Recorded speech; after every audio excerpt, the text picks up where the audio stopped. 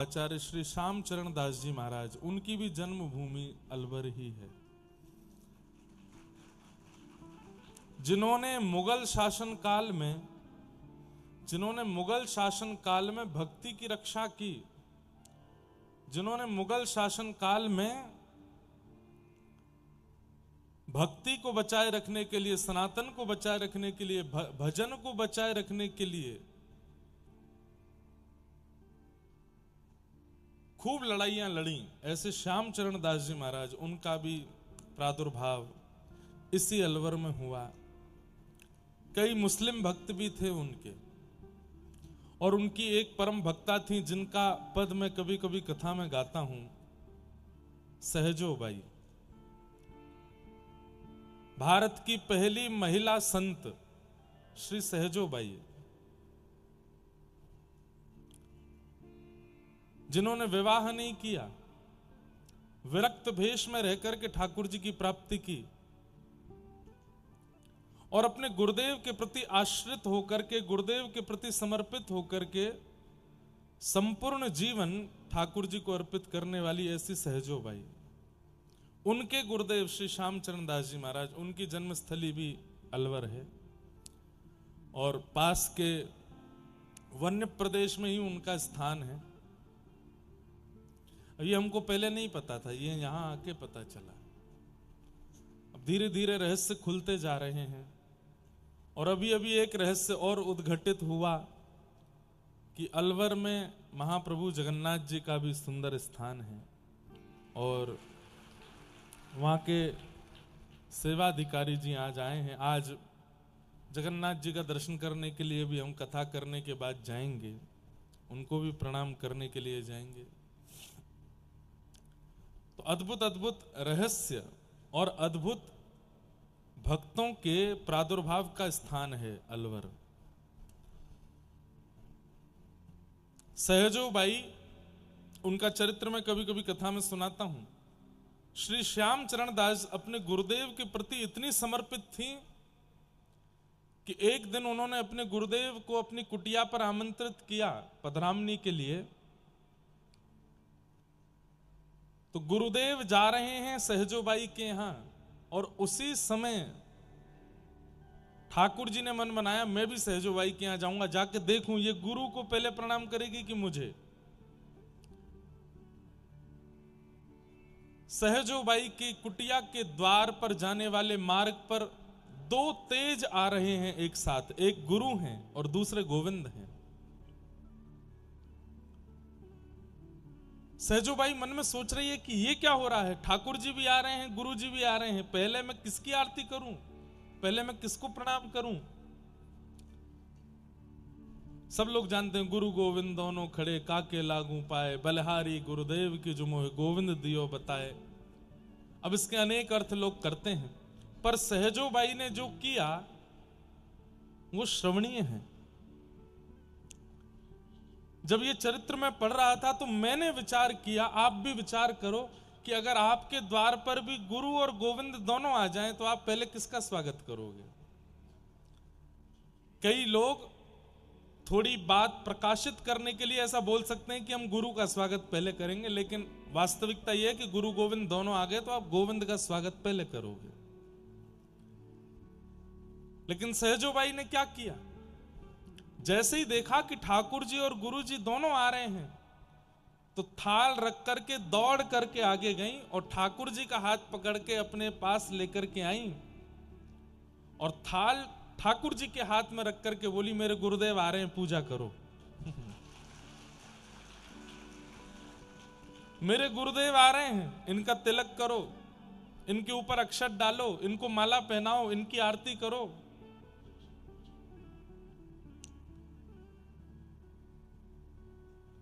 ठाकुर जी कहने लगे सहजो, मैं भगवान हूं, मैं परमात्मा हूं और परमात्मा तेरे द्वार पर खड़ा है, तू परमात्मा से अपने गुरु की पूजा करा रही है, गुरु परमात्मा से बड़ा हो गया। सहजो बाई कहती है नहीं, गुरु परमात्मा से बड़ा नहीं है, लेकिन गुरु और परमात्मा की अपनी अपनी स्थिति है। मेरी स्थिति में परमात्मा ने जो कृपा की उससे कई अधिक कृपा मेरे गुरु ने मुझ पर करी है। ठाकुर जी बोले ऐसा क्या किया गुरु ने? ये जीवन मेरी वजह से है, ये श्वास मेरी वजह से है, ये संसार मेरी वजह से है, ये शरीर मेरी वजह से है, ये बुद्धि, ये आत्मा, ये सब कुछ मेरी कृपा से तुझे मिला है, और तू अब भी गुरु को भज रही है। सहजोबाई कहती हैं, बहुत ध्यान से सुनिएगा, सहजोबाई कहती हैं, आपने जीवन दिया ठाकुर जी, आपने जन्म दिया, आपने शरीर दिया, आपने संसार दिया, आपने श्वास दी, आपने आंख दी, नाक दी, कान दिए, हाथ दिए, पैर दिए, पर इन सब से अपने जीवन को सफल कैसे बनाया जाए ये आपने नहीं बताया, ये गुरु ने बताया। आपने, ताली बाद में बजाना, पहले सुनो।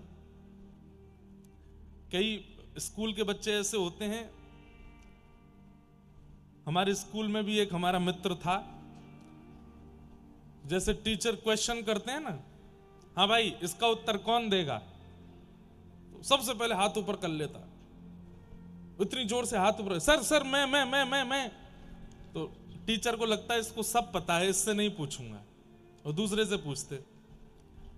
लेकिन धीरे धीरे ये उसकी आदत बन गई, और ऐसी आदत बन गई जो उसको पता नहीं होता था उसमें भी हाथ उठाता था कि भाई मुझसे पूछेंगे नहीं। एक दिन सर बोले तू बहुत हाथ उठाता, तू ही बता। जैसे ही खड़ा हुआ तो कुछ नहीं बोल पाया, खूब पिटाई हुई उसकी। उससे पूछा तू क्यों हाथ खड़ा करता है? बोले मैं रोज हाथ खड़ा करता हूं, तो आपको ये पता लग गया है कि मैं पढ़ा लिखा हूं, इसलिए आप मुझसे पूछते नहीं हो, इसलिए मैं रोज ही हाथ खड़ा करता हूं। तो बात बात पर ताली बजाने वाले भी ऐसे ही हैं, समझ नहीं आई फिर भी इधर उधर देखते हुए बजा देते हैं, हाँ सब बजा रहे हैं तो हम भी बजा ही दें। नहीं समझो बात को। सहजोबाई क्या कह रही हैं? ठाकुर जी आपने नेत्र दिए, पर इन नेत्रों से व्यसन भी दिखाई देता है, भोग भी दिखाई देता है, और दर्शन भी होता है।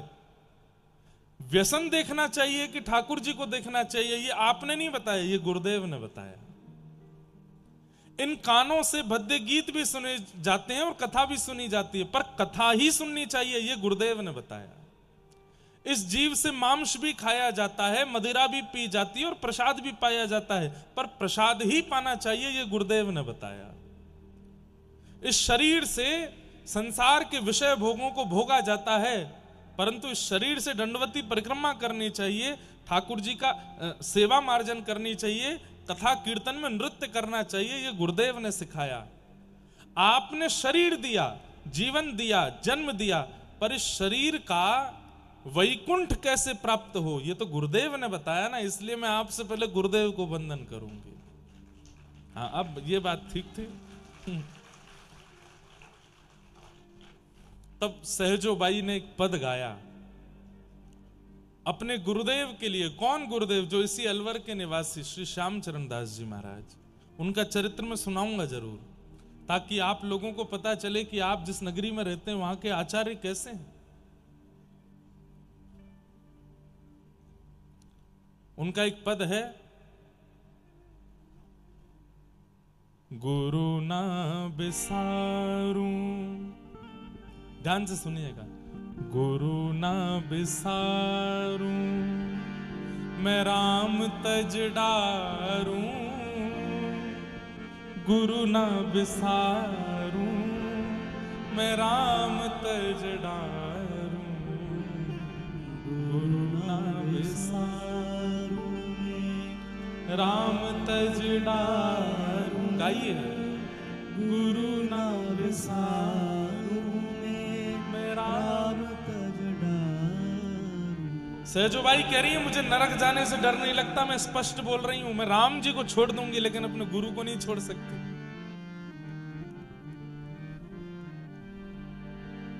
गुरु ना बिसारूं मैं राम तज डारूं,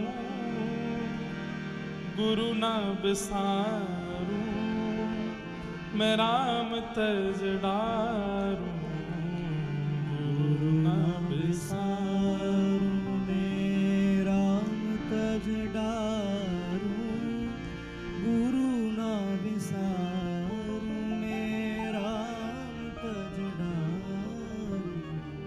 हरि ने जन्म दियो जग माही, हरि ने जन्म दियो जग माही। कितनी अच्छी आवाज है आप लोगों की, क्यों नहीं गाते? गाया कीजिए। सच में आपने अभी गाया ना तो मेरे रोंगटे खड़े हुए। कितना अच्छा गा रहे हो आप लोग, गाइए।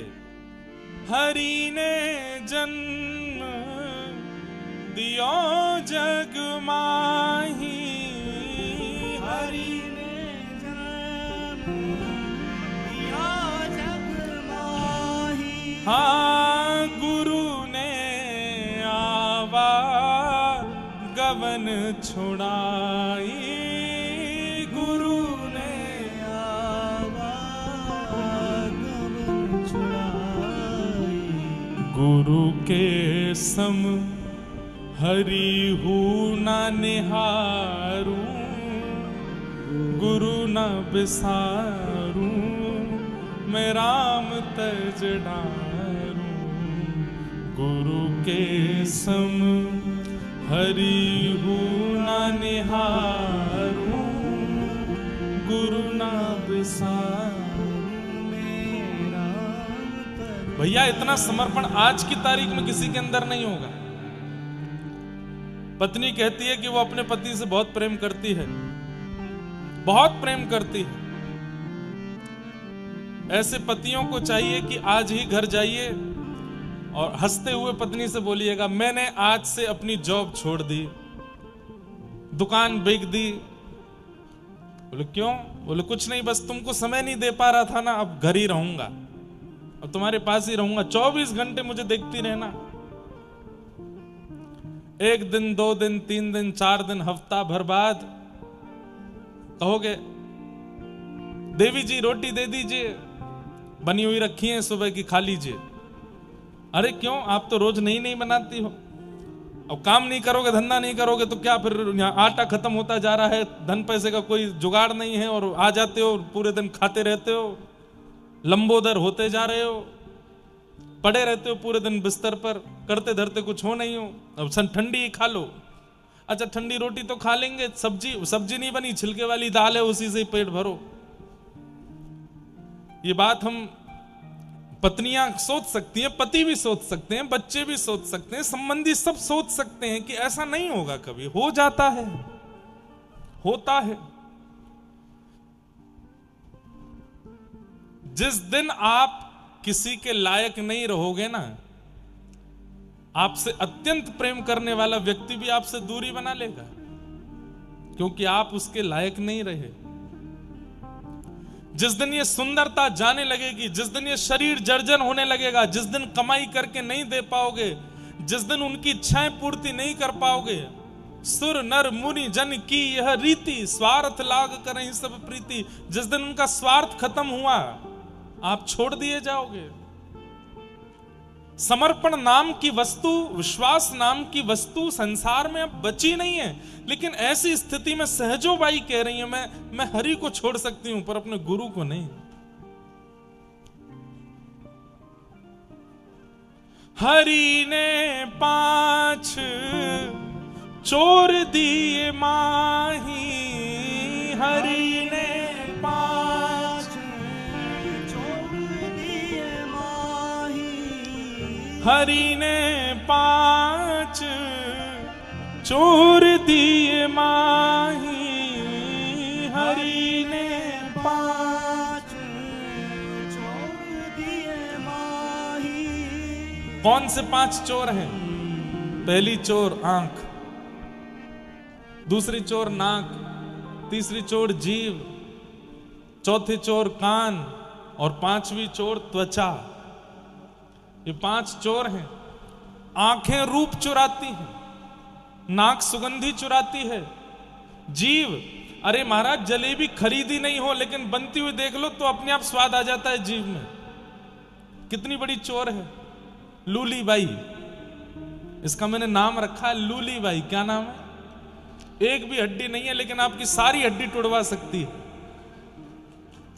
एक भी हड्डी नहीं है इसमें लेकिन इसमें पूरी सामर्थ्य है, आपके सिर से लेके पैर तक सब एक बराबर करवा सकती है ये, बस इसकी बिगड़ने की देरी है। ये पंच चोर हैं, और पंच नहीं है, 10 चोर हैं हमारे शरीर में। 5 ज्ञानेंद्रिय, 5 कर्म इंद्रिय। कौन कौन सी? 5 ज्ञानेंद्रियां हैं, आंख, नाक, जीव, कान और त्वचा। और 5 कर्म इंद्रियां कौन कौन सी हैं? हाथ, पैर, मुख और 2 गुप्त इंद्रिय, मल मूत्र आदि परित्याग करने वाली। ये 10 चोर हैं हमारे शरीर में। सहजोबाई कह रही हैं, हरि ने पंच चोर दिए साथा, हरि ने पंच चोर दिए साथा, गुरु ने किए अनाथ सनाथा, गुरु ने किए अनाथ सनाथा। अरे ठाकुर जी, आपने तो केवल 5 इंद्रियां दे दी, आंख, नाक, जीव, कान, त्वचा, हाथ, पैर, मुख सब दे दिया, लेकिन इन 10 को सही दिशा दी तो गुरुदेव ने, आपने नहीं दी थी। गुरु ना बिसारू मैं राम तज डारू, गुरु ना बिसारू मैं राम तज डारू, गुरु ना बिसारू मैं राम तज डारू, गुरु ना बिसारू मैं राम तज डारू। और क्या किया गुरु ने? हरि ने कुटुंब जाल में गेरो, हरि ने कुटुंब जाल में गेरो। आप लोग इस भाव को सुनकर के ये मत कहना कि मैं ठाकुर जी के पीछे पड़ गया हूं क्या। ना ना ना, मैं सहजोबाई की केवल समर्पणता दिखा रहा हूं गुरु के प्रति। सहजोबाई कह रही है, मुझे कुटुंब जाल में आपने गेड़ दिया। कुटुंब जाल कैसा है? माता, पिता, भाई, बहन, यहां तक कोई बात नहीं है। उसके बाद फिर आते हैं उससे भी बड़े कुटुंब वाले, बुआ जी, फूफा जी, चाची जी, चाचा जी, ताऊ जी, ताई जी, और फिर ब्याह होने के बाद में सास जी, ससुर जी, ननद जी, देवर जी, जेठ जी, जेठानी जी। इतना भयंकर कुटुंब जाल। आए दिन कोई ना कोई रूठता ही रहता है। वो रूठ गए, क्यों? उनको प्रणाम नहीं किया था। वो रूठ गए, क्यों? प्रणाम तो किया पर घुटने तक ही किया था, नीचे झुक के नहीं किया। वो रूठ गए, क्यों? बोले बगल वाले को जलेबी गरम दी थी, उसको ठंडी दी थी, इसलिए रूठ गए। वो रूठ गए, क्यों? पानी दिया था लेकिन चाय नहीं पूछी थी, इसलिए रूठ गए। बस ऐसा कुटुंब जाल। हे ठाकुर जी, आपने क्या किया? हरि ने कुटुंब जाल में गेरो, हरि ने कुटुंब जाल में। और कैसा कुटुंब है ये? कैसा कुटुंब है ये? किसी एक के भी जाने पर रोना पड़ता है, किसी एक के भी जाने पर 13 दिन तक अशुद्धि रहती है, किसी एक के भी जाने पर हृदय दुखी होता है, विलाप होता है, विरह होता है, परेशानी होती है। लेकिन गुरु ने क्या किया? गुरु ने काटी ममता को बेरो, गुरु ने काट ममता को बेरो। संसार से ममता मत करो, बिन गोपाल को नहीं अपनो। इस संसार में कोई अपना नहीं है। ये किसने बताया? ये गुरुदेव ने समझाया। गुरुदेव ममता से दूर कर रहे हैं। ठाकुर जी, आपने तो हमको ममता में डाला, इसलिए गुरु ना बिसारू मैं राम तज डारू, गुरु ना बिसारू मैं राम तज डारू, गुरु ना बिसारू मैं राम तज डारू, गुरु ना बिसारू। और हरि ने रोग भोग उरझायो,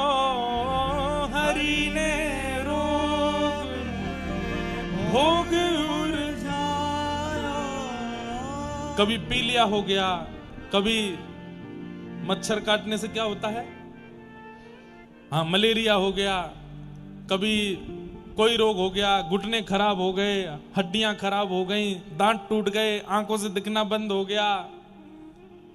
अब तो और खतरनाक बीमारियां होने लगी, कैंसर हो गया, ब्रेन हेमरेज हो गया, ब्रेन स्ट्रोक हो गया, लंग्स पे ट्यूमर हो गया, ना जाने क्या क्या। हरि ने क्या किया, बोले रोग भोग में डारो, और गुरु ने, हरि ने रोग भोग उरझायो, हरि ने रोग भोग उरझायो, हाँ गुरु ने जोगी रूप लखायो, गुरु ने जोगी रूप लखायो। अरे मीराबाई के जीवन में जब गुरु आए तब मीराबाई गाती हैं, जिन भेषा मारो सांवरो रीझ है, मैं सोही भेष धरूंगी बाला, मैं बैरागण हूंगी। किसने दिया बैरागण रूप? जब तक गुरु जीवन में नहीं आए, सजना सवरना संसार के लिए होता था। गुरु के जीवन में आते ही माथे पर तिलक, गले में कंठी आ जाती है, और उस दिन से श्रृंगार हरि के लिए होने लगता है। हरि ने रोग भोग उरझायो, और गुरु ने जोगी रूप लखायो। गुरु ना बिसारूं मैं राम तज डारूं, गुरु ना बिसारूं मैं राम तज डारूं, गुरु ना बिसारूं मैं राम तज डारूं, गुरु ना बिसारूं मैं राम तज डारूं। और अंत में सहजोबाई अपने गुरुदेव के लिए कहती हैं, श्री श्यामचरण दास जी महाराज, चरण दास पर तन मन वारूं, चरण दास पर तन मन वारूं, चरण दास पर तन मन वारूं, चरण दास पर तन मन वारूं। हे गुरु के सम हरि को ना निहारूं, गुरु के सम हरि को ना निहारूं, गुरु न तजूं हरि को तज डारूं, गुरु न बिसारूं मैं राम तज डारूं, गुरु न तजूं हरि को तज डारूं, गुरु न बिसारूं मैं राम तज। और आश्चर्य की बात कि सहजोबाई श्यामचरण दास जी इनके गुरु जी थे, सहजोबाई इनकी शिष्या थी, परंतु शरीर संबंध से दोनों बहन भाई थे। श्यामचरण दास जी इनके बड़े भैया लगते थे दूर के, और सहजोबाई अपने ब्याह के मंडप में बैठी थी, लेकिन बोली कि मैं ब्याह तब रचाऊंगी जब मेरे गुरु श्यामचरण दास आएंगे। और जब वो पूरी लीला में किसी दिन विस्तार से सुनाऊंगा, अभी थोड़ा अध्ययन करना हूं उस पर। तो जब अलवर से वे दिल्ली गए और सहजोबाई मंडप में बैठी थी, बोले आप आशीष देंगे उसके बाद फेरा लूंगी। तब श्यामचरण दास जी ने कहा, इस संसार में और बंधने की क्रिया है, यहां फेरा ले लेगी तो फिर इसमें और बंधना ही पड़ जाएगा, अभी भी समय है, हरि की हो जा। और कुछ ज्ञान उपदेश किए। सहजोबाई उसी समय मंडप से निकल गई और जीवन भर के लिए फिर विरक्त हो गई, फिर कहीं नहीं गई, फिर अपने गुरु की खूब सेवा की। उनका एक पद और है, वो मैं अपने सब श्रोताओं को सुनाता हूं। सहजोबाई कहती हैं, गुरु के प्रति हमारी निष्ठा कैसी होनी चाहिए? बोले गुरु को पिता मत मानो, गुरु को गुरु मत मानो, गुरु को भाई मत मानो, गुरु को परमात्मा भी मत मानो। तो बोले फिर गुरु को क्या माने? हम बालक तुम मात हमारी, हम बालक तुम माई हमारी, हम बालक तुम माई हमारी, हम बालक तुम। गुरु को मां मानो। सहजोबाई कहती हैं गुरु कौन है? बोले हमारी मैया है। अपने गुरुदेव को देख करके मां स्वरूप मान करके उनको प्रणाम करो। बोले शिष्य की निष्ठा में केवल इतना अंतर चाहिए कि अपने गुरु को जब देखे तब मातृभाव से देखे, मैया के भाव से देखे। शिष्य का कल्याण अपने आप हो जाएगा, क्योंकि मां का वात्सल्य, मां की करुणा ही बालक को बचाती है। ऐसी करुणा, ऐसी भावना गुरु के प्रति हो, ये सहजोबाई सिखाती। तो ये सब पद, ये सब भाव इसलिए मन में आए कि आज मुझे पता चला कि जिन श्याम चरण दास जी महाराज सहजोबाई के पद में गाता हूं, उनका गुरु स्थान अलवर है। यहां उनके गुरु का जन्म हुआ है। तो ये सामान्य भूमि तो नहीं है भैया। यहां अनेक भक्तों के प्रादुर्भाव हुए हैं, और इन्हीं श्यामचरण दास जी की परंपरा में दीक्षा ली थी, जिनका कल मैं स्मरण कर रहा था, याकूब हुसैन। वो भी अलवर के ही थे। याकूब हुसैन के पिताजी वो अजमेर में कोई नौकरी करते थे। अब थोड़ी सी सुनो कथा। इनकी माताजी जो थी, उनको किताबें पढ़ने का बहुत शौक था। मुसलमान थी वो भी। किताबें पढ़ते पढ़ते पढ़ते कभी एक किताब, दो, तो पढ़ते पढ़ते इतनी इच्छा हुई कि एक दिन विवाह से पहले उन्होंने रामचरितमानस को पढ़ा, और जैसे ही दो चार दोहे चौपाइयां पढ़ी, इतना आनंद आया उनको पढ़ने में कि वो अपने पिता माता से छुप छुप के पढ़ने लगे। कालांतर में उनका अलवर में ब्याह हो गया। ब्याह के बाद भी वो पति से छिप करके मानस जी पढ़ती थी। उनकी एक हिंदू सहेली थी, उससे वो पूछती थी, मुझे रामचरित्र पढ़ करके, मानस जी पढ़ के इतना सुख मिलता है कि मैं क्या बताऊं, लेकिन मैं खुल के नहीं पढ़ सकती। तो उनकी सहेली ने बताया, बोले अभी तो तूने तुलसीदास जी के द्वारा रचित मानस जी पढ़ी हैं, अगर तूने वाल्मीकि जी के द्वारा रचित रामायण कभी पढ़ ली तो तुझे इतना आनंद आएगा कि क्या बताएं। पर वो संस्कृत में है। तो याकूब हुसैन की माता जी को इतनी इच्छा हुई कि मैं कैसे पढ़ूं। तब याकूब जी का जन्म हुआ। मैं इसलिए इतना सम्मान इनको दे रहा हूं क्योंकि ये परम भक्त हुए। ये धीरे धीरे ये बड़े हुए, अलवर में डॉक्टरी की पढ़ाई कर रहे थे। ज्यादा पुरानी बात नहीं है। डॉक्टरी की पढ़ाई करते करते पिताजी की अजमेर में जॉब लग गई थी, वो वहां कहीं काम करते थे, ये यहां डॉक्टरी की पढ़ाई कर रहे थे। तो एक दिन इनकी मां ने इनको बुलाया और कहा कि बेटा मेरा एक काम मैं तुमसे कह सकती हूँ, पिता से तो कभी कह नहीं पाई। बोले क्या बात है मां? तुम पढ़ने लिखने में इतने होशियार हो, इतना जल्दी तुमको सब कुछ याद हो जाता है, मेरे लिए एक काम करोगे? बोले क्या? संस्कृत पढ़ लो, और संस्कृत पढ़ करके तुम संस्कृत श्लोकों का अनुवाद करना सीख लो। बोले मां उसकी आवश्यकता क्यों है? बोले मुझे रामायण सुननी है, मुझे वाल्मीकि जी के द्वारा रचित रामायण का अनुवाद सुनना है, वो तुमसे ही सुनना, और किसी से मैं सुन नहीं सकती।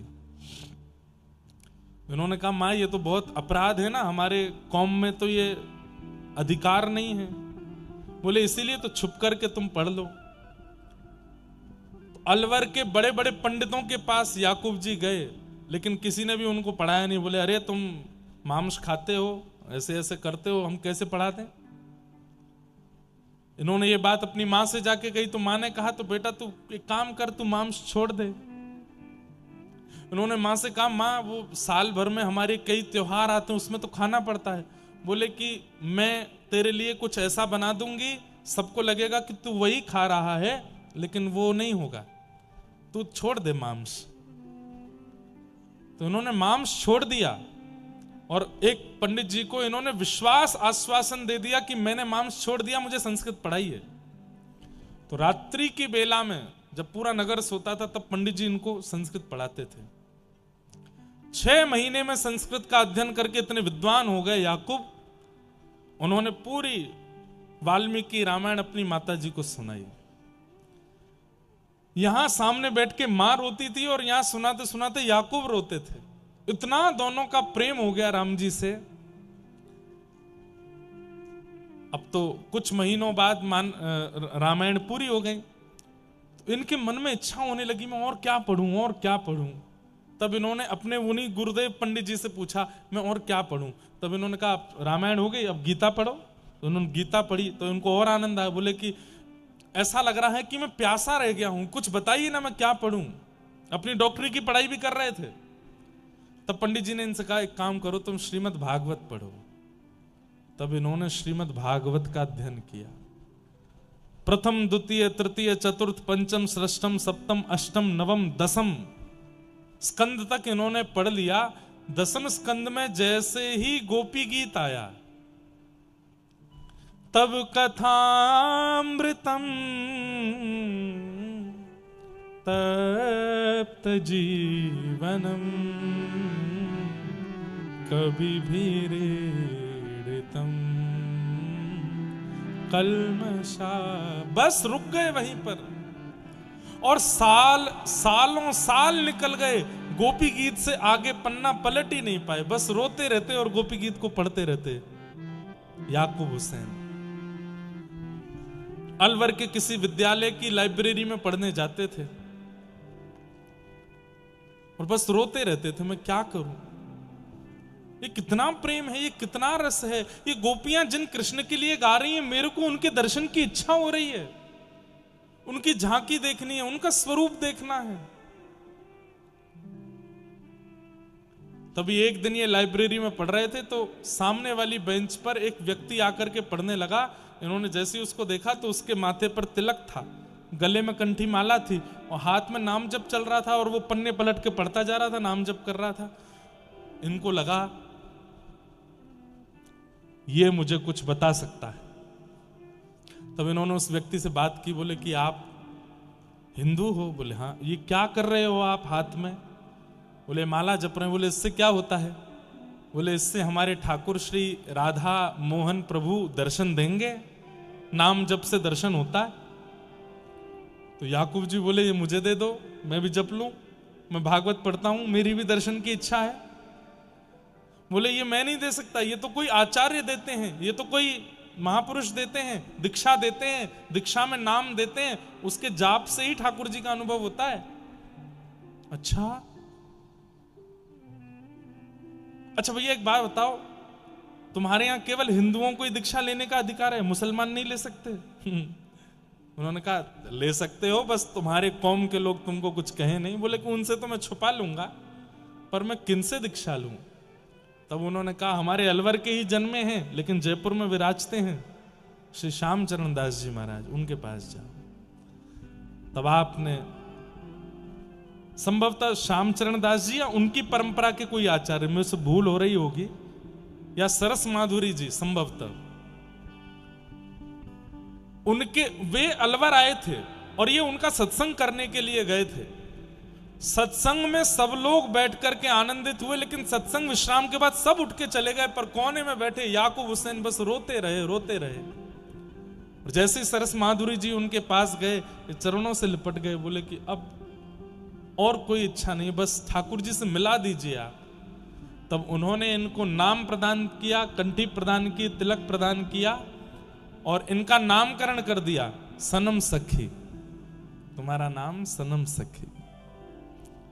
और बस उसी दिन से प्रिया प्रियतम के ऐसे भाव में निमग्न हो गए। वे याकूब हुसैन भी आपके अलवर के थे। तो ये बात तो पक्की है, जैसे किसी स्थान की भूमि में आम का पेड़ प्रकट हो चुका है तो यह बात पक्की हो जाती है कि वहां आम के पेड़ और भी प्रकट हो सकते हैं। भूमि में सामर्थ्य है कि वो आम को जन्म दे सकती है। तो अलवर में ये महापुरुष हुए हैं, इससे ये बात निश्चित होती है कि अलवर के परकोटे में रहने वालों में कृष्ण भक्ति आ सकती है, बस प्रयास करे कोई।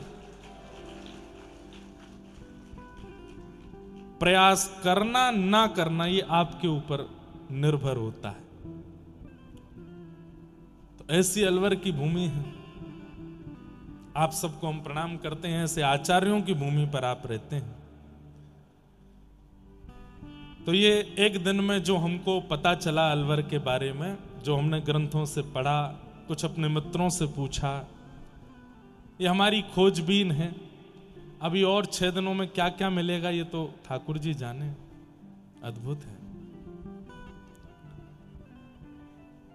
कल तो हम कथा करके निकल जाएंगे बरसाना रात्रि में, क्योंकि 20 तारीख को सुबह बरसाना में कथा है, एक दिन की कथा है।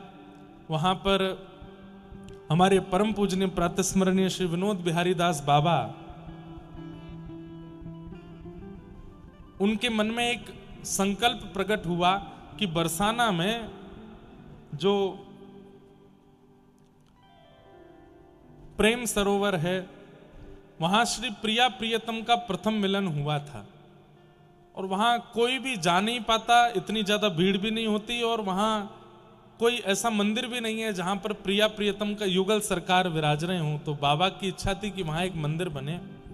उस मंदिर का शिलान्यास हो रहा है, मंदिर निर्माण हो रहा है। उसमें 4 दिन का वहां कथा सत्र है। हमसे बाबा ने आज्ञा की कि आपको कथा सुनानी है। हमने कि बाबा हमारी तो अलवर में कथा है। तो बोले एक दिन कैसे भी आओ। तो वहां 3 दिन अलग अलग आचार्य कथा कर रहे हैं, पर एक दिन की कथा सुबह के सत्र में हम करने जाएंगे। तो कल रात्रि यहां से चले जाएंगे, परसों बरसाना में सुबह राधा कृष्ण प्रथम मिलन की कथा सुनाएंगे, पहली बार दोनों कैसे मिले। और फिर वहां 10 बजे से लेके लगभग 12-1 बजे तक कथा करके फिर वापस अलवर आएंगे, 4 बजे से फिर आपको सुनाएंगे। तो ऐसा फिर उसके बाद हम अलवरी रहने वाले हैं। यहाँ खूब डोलेंगे, ढूंढेंगे कहाँ क्या है। अभी तक तो पता चला कि तेंदुआ भी हैं, बाघ भी हैं, 12 सिंगा भी हैं, हिरण भी हैं, सब हैं। हमें तो कोई दिखे नहीं अभी तक। कई लोग बोले जहां हम रुके महाराज जी बाहर मत निकलना, यहाँ तेंदुआ आ जाते हैं। हमने कि आन दो, नरसिंह भगवान है, दर्शन करने हमें। लेकिन सब जगह जाएंगे दर्शन करने। एक दिन का सत्र, सबसे मिलने का भी कुछ योजना बनाएंगे कि सबसे व्यक्तिगत मिल सके, ऐसी भावना। और थोड़ी बहुत देर में इंद्र देवता भी आने वाले हैं ऐसा लग रहा है। इंद्रेश की कथा हो रही है, तो बादल तो सुबह से ही हो रहे हैं, मैं कहा देर में बरस भी जा सकते हैं। तो सब आनंद है। और कल से नवरात्रि भी प्रारंभ हो रही है, चैत्र नवरात्रि है। और कल हम सब सनातनियों का, हम सब हिंदू वैष्णवों का कल नव वर्ष है। कल बड़े धूमधाम से खूब आनंद के साथ में नव वर्ष भी मनाइएगा। हम भी यहाँ आकर के आप लोगों के साथ कल नववर्ष का आनंद लेंगे। क्या कर पाएंगे वो तो यहाँ आकर के अब कथा सुनेंगे, कीर्तन सुनेंगे, खूब नाचेंगे गाएंगे। इससे बढ़िया आनंद और क्या होगा, इससे बढ़िया उत्सव क्या होगा।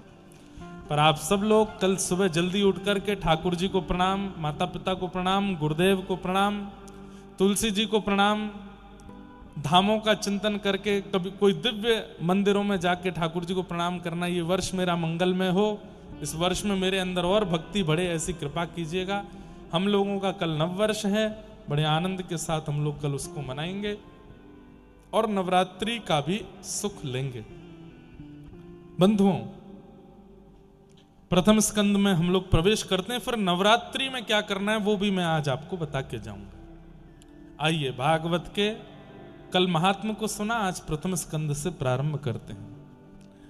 जन्माद्यस्य तोन्वयादितरतश्चार्थे स्वविज्ञस्वराट् तेने ब्रह्म हृदय आदि कवये मुह्यन्ति यत्सूरय तेजो वारि मृदां यथा विनिमयो यत्र त्रिशर्गो मृषा धाम्ना स्वेन सदा निरस्तकुहकं सत्यं परम धीमहि। भागवत जी का पहला श्लोक है। जन्म लेते ही जो परमात्मा अन्वयाद इतरतः देवकी और वसुदेव के यहां जन्म लिया, लेकिन चले गए कहां? नंद बाबा और यशोदा मैया के पास। इस श्लोक के अनेक अर्थ हैं, मैं पूरी कृष्ण लीला एक ही श्लोक में सुना देता हूं। जन्म लेते ही ठाकुर जी नंद बाबा और यशोदा के पास चले गए। चार थे स्वविज्ञ स्वराट, जो विज्ञ हैं, अनविज्ञ नहीं है, अर्थों के प्रति, भावों के प्रति जो सब जानते हैं। ठाकुर जी को सब पता है। आप कितना भी रूप बना करके जाओ, कितना भी आडंबर करके जाओ, कितने भी रोते हुए जाओ, कितने भी हंसते हुए जाओ, ठाकुर जी को सब पता है कि आपके जीवन में क्या चल रहा है। वो अविज्ञ हैं, अनविज्ञ नहीं है। पूतना परम सुंदरी बन के आई, लेकिन ठाकुर जी पहचान गए। कंस ने इतने राक्षस भेजे व्रजमंडल में, लेकिन ठाकुर जी सबको जान गए, सबको पहचान गए। और जिसको पूरी दुनिया कुरूप कह करके बुलाती थी, ऐसी कुब्जा को पहचान करके सुंदरता दे दी, और जो परम सुंदरी पूतना थी उसको परम कुरूप बना दिया। ठाकुर जी सब जानते हैं, किसको कब कहां क्या देना है, किसके लिए कितना जरूरत है, क्या है, सब पता है उन्हें। इसलिए अपने जीवन में घटने वाली हर घटना को प्रसाद मान के स्वीकार किया कीजिए। अच्छी हो तो भी, बुरी हो तो भी। चलते चलते पैर में मोच आ गई, फ्रैक्चर हो गया, स्वीकार करो, नाथ कुछ अच्छा ही होना होगा, इसीलिए आपने ऐसा किया है, मुझे स्वीकार है। कोई बहुत प्रेमी व्यक्ति समीप आकर के आपसे खूब मित्रता करके, आपको ऐसा बता करके कि वो आपका सर्वस्व है, और अचानक से अपना रूप दिखा दे, चला जाए, रोइएगा नहीं। ठाकुर जी से कहना, धन्यवाद, आपने बताया कि असलियत क्या है संसार की।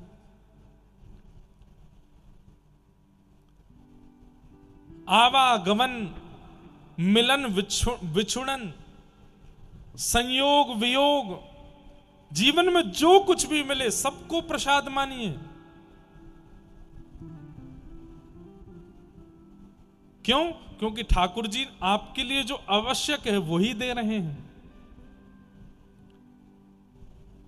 मां कभी भी अपने बालकों को अनावश्यक वस्तु नहीं देती, वो देती है जो उसके लिए जरूरी हो। बच्चा रोता है, मुझे पेप्सी पीनी है, मुझे ठंडा पीना है, मुझे कुरकुरे खाने हैं, मुझे ये खाना है, मुझे वो खाना है। मां कान पकड़ती है। बालक को उस समय अपनी मां शत्रु लगती है, ये सबसे बड़ी दुश्मन है मेरी, मुझे ना कुछ खाने देती है, ना कुछ पीने देती है, सब चीज के लिए मना कर देती है। वहां चला जाऊं, नहीं, ये खा लूं, नहीं, ये पी लूं, नहीं, सबके लिए मना कर देती है। और जब कहूं तो फिर क्या खाऊं मैं, लेके आ जाती है। रोटी करेला की सब्जी खिलाने लगती है मुझे, घिया की सब्जी खा, करेला की सब्जी खा, भिंडी खा, तोरई खा, बादाम खा, अखरोट खा, दिमाग तेज होगा तेरा। पीने को मां को तो दूध पिलाती है, कुछ दूध कोई पीने की चीज है? मां अपने बालकों को शत्रु जैसी लगने लगती है अगर बालक जो चाहता है मां वो ना दे तो। लेकिन यदि वास्तविकता रूप में देखा जाए तो मां जो कुछ भी अपने बालक को दे रही है वो उसके लिए जरूरी है, वो उसके लिए आवश्यक है, वो उसके निर्माण के लिए बहुत योग्य है। ठीक वैसे ही ठाकुर जी करते हैं। आप कुछ मांगते हो, ठाकुर जी नहीं देते, वो देते हैं जो आपने सोचा भी नहीं होगा। बस उसको ऐसा ही मान लीजिए कि ये मेरे लिए जरूरी है, इसलिए ठाकुर जी दे रहे हैं। चार थे स्वविज्ञ स्वराट। किसी भक्त ने भगवान से जाकर के कहा, तपस्या करके ठाकुर जी प्रकट हो गए, तो भगवान ने कहा वरदान मांगो। बोले ऐसा वरदान दे दो मैं जो चाहूं मुझे मिल जाया करे। ठाकुर जी बोले ऐसे वरदान देने बंद कर दिए मैंने, संसार के लोग कुछ भी मांग लोगे। नहीं नहीं नहीं ठाकुर जी यही वरदान चाहिए, मैं जो चाहूं मुझे मिल जाए। अच्छा नहीं मानेगा, यही चाहिए? बोले हाँ यही वरदान चाहिए, मैं जो चाहूं मुझे मिल जाया करे। ठाकुर जी बोले ठीक है तथास्तु, तू जो चाहेगा तुझे मिलेगा, लेकिन एक कंडीशन के साथ। बोले क्या? तुम्हारे पड़ोसी को दुगना मिलेगा। तुम जो चाहोगे तुमको मिलेगा, लेकिन पड़ोसी को दुगना मिलेगा। ठाकुर जी ये कोई बात नहीं होती, मैं जो चाहूं मुझे एक मिलेगा, मेरे पड़ोसी को दो। बोले हाँ ऐसे ही चलेगा। चाहिए तो लो, नहीं तो जाओ। नहीं नहीं ठीक है, काम चला लूंगा मैं, दे दो, यही दे दो। अलवर में मेरी 4 एकड़ जमीन हो जाए, पहाड़ के बिल्कुल पास। खुद की तो 4 एकड़, पड़ोसी की 8 एकड़। 4 एकड़ में 1 एकड़ में बढ़िया बंगला, थोड़ा पास में स्विमिंग पूल, बाहर बढ़िया गौशाला, खूब सुंदर वन्य प्रदेश हो जाए, उसमें बढ़िया सुंदर आम के पेड़, सेब के पेड़ आदि आदि सब लग जाएं। कितना भी सुंदर बना लो, पड़ोसी का तुमसे अच्छा बन रहा है। एक बढ़िया महंगी वाली 1-1.5 करोड़ की गाड़ी आ जाए, तुम पे तो 1 आई, पड़ोसी पे 2 आ गए। घर है, गाड़ी है, बंगला है, बगीचा है, फार्म हाउस है, सब कुछ हो गया, अब क्या चाहिए? हे ठाकुर जी, एक सुंदर सी कन्या से मेरा ब्याह हो जाए। खुद का तो 1 हुआ, पड़ोसी के 2 हो गए।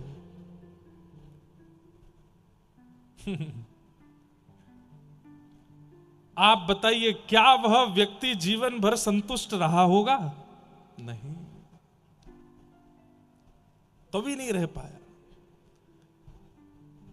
अंत तक भी रोता ही रहा, सब कुछ मिलने के बाद भी। क्यों? ठाकुर जी ने ऐसी कंडीशन लगा दी उसके साथ।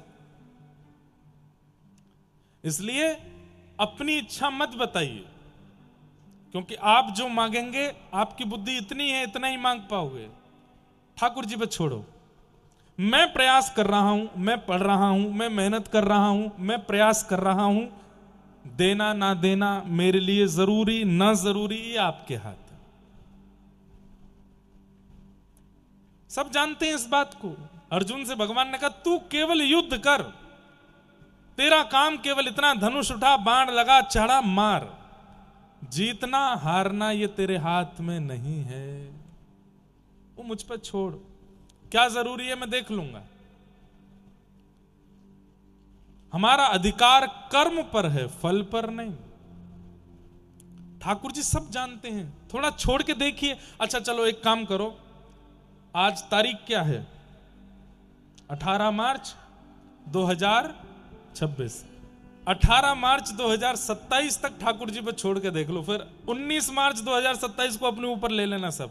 18 मार्च 2027 तक आप बस कर्म कीजिए, कुछ फल मत सोचिए। ठाकुर जी 1 साल में आपके प्रति समर्पित हो रहा हूं, मैं मेहनत करूंगा, परिश्रम करूंगा, जो देना हो दीजिएगा। 19 मार्च 2027 को हमारी कथा जहां कहीं भी चल रही हो, मिलने आना और फिर बताना क्या अनुभव हुआ। 1 वर्ष ठाकुर जी पे सौंप के देखो और फिर सुनिए। लेकिन 1 वर्षों में गिर जाओ तो शिकायत नहीं, उठ जाओ तो ज्यादा अभिमान नहीं। वो 2 चीज का ध्यान रखना। गिर जाओ तो शिकायत नहीं, और खूब उठ जाओ तो अभिमान नहीं। ये बात मन में रखिएगा कि सब ठाकुर जी कर रहे हैं, मैं नहीं कर रहा हूं, मेरी ये सब ठाकुर जी कर रहे हैं। अनुभव करके देखिएगा। और तीसरी बात, बहुत पॉजिटिव रहिएगा, सकारात्मक। भगवान के 3 सखा हुए हैं, केवल 3 सखा। श्री कृष्ण ने 3 के अलावा चौथा सखा नहीं बनाया पूरी लीला में। कौन कौन? उद्धव, अर्जुन और श्री सुदामा। इनमें सुदामा जी से हम क्या सीखते हैं? पॉजिटिविटी, बहुत सकारात्मक है। पत्नी कहती, अरे जी देखो तो हमारा जीवन कैसा बनाया भगवान ने। बोले कैसा बनाया? परसों इसलिए भोजन नहीं किया था कि एकादशी थी, कल इसलिए भोजन नहीं किया था कि द्वादशी जो है वो सूर्यास्त के बाद लगी थी, और आपका नियम है कि सूर्यास्त से पहले पारणा हो जाए तो ही आप पाते हो। और आज हमने इसलिए भोजन नहीं किया क्योंकि घर में अन्न नहीं है। 3-3 दिन तक भूखे रहते हैं हम लोग। श्री सुदामा जी महाराज बोले, अरे पगली, ये दुर्भाग्य नहीं है, सौभाग्य है। मैंने सुना है जिस दिन व्यक्ति व्रत करता है उस दिन ठाकुर जी उसको याद करते हैं। दुनिया के लोग महीना में 2 ही एकादशी करते हैं, मेरी और तेरी तो 6-6, 7-7 एकादशी होती। मतलब ठाकुर जी 6-7 बार याद करते हैं हम दोनों को। कितना बड़ा सौभाग्य है। हमारे एक महात्मा जी हैं, अभी भी हैं, कथा कराते हैं हमारी, वो एक बहुत अच्छी बात कहते हैं, बोलो जीवन कैसा है, जैसा बना लो वैसा है। आप जैसे चाहो वैसा आपका जीवन हो जाता, बस समर्पित हो जाइए ठाकुर जी पे। बहुत नेगेटिविटी मत रखा कीजिए दिमाग में। कोई भी घटना होने पर, कोई भी परिस्थिति आने पर तुरंत विचार मत किया कीजिए कि ये इसलिए हुआ होगा। नहीं, आपके लिए जरूरी है इसलिए हुआ है, ऐसा सोच के जी लीजिए। चार्थे स्वविज्ञ स्वराट तेने ब्रह्म हृदय आदि कवये मुह्यन्ति यत् सूरय तेजो वारि मृदाम यथा विनिमयो यत्र त्रिशर्गो मृषा धाम्ना स्वेन सदा निरस्तकुहकं सत्यं परम धीमहि। जिन्होंने अपनी लीला के द्वारा ब्रह्मा का भी मोह भंग कर दिया, जिन्होंने गिरिराज उठा करके इंद्र को भी अपने वश में कर लिया, ऐसे मथुरा, वृंदावन और द्वारिका में लीला करने वाले श्री कृष्ण को हम बारंबार प्रणाम करते हैं। ऐसे परम सत्य श्री ठाकुर जी को हम वंदन करते हैं, बारंबार उनको नमन करते हैं।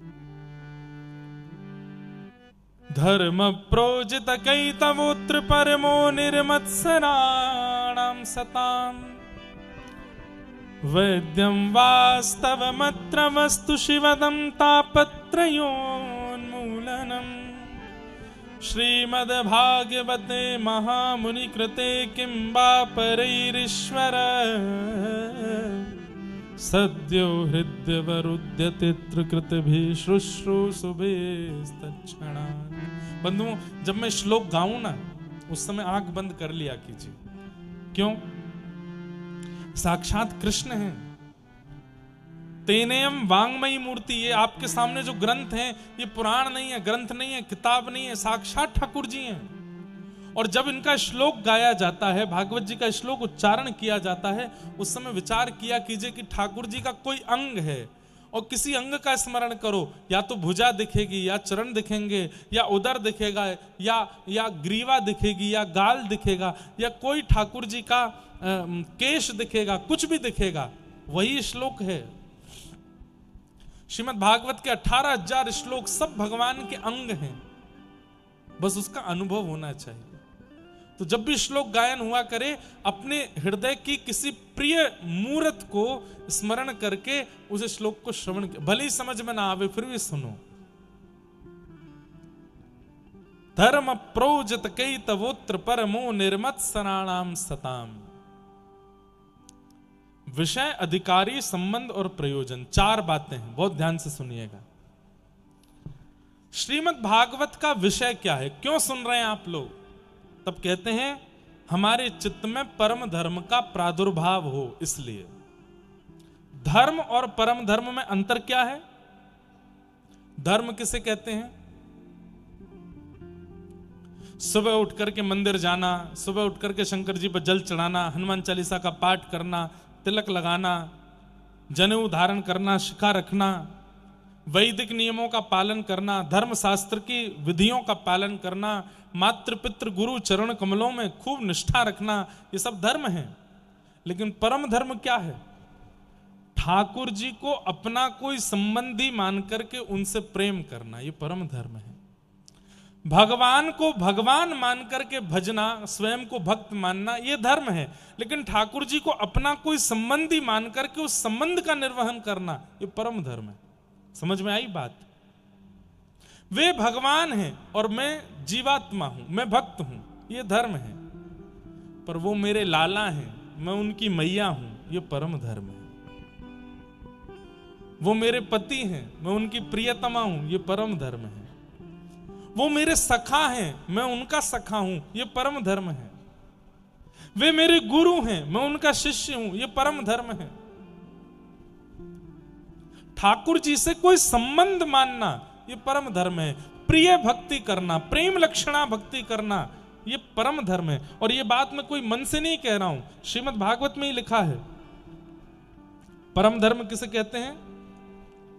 सवै पुंसां परो धर्मो यतो भक्ति अदोक्षजे अहैतुक्य प्रतिहता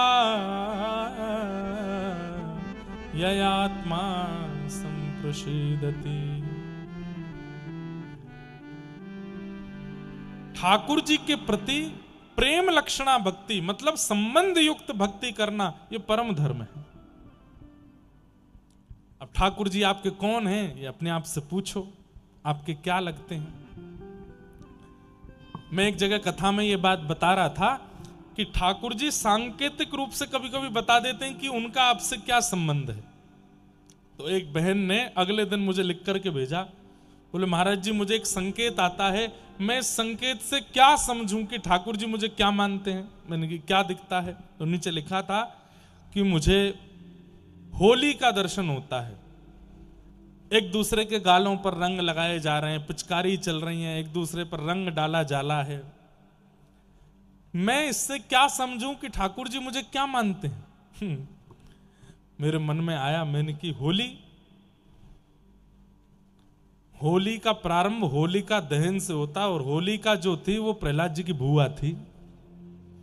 मैं ठाकुर जी कह रहे हैं तुम उनकी बुआ हो, वो तुम्हारे भतीजे हैं।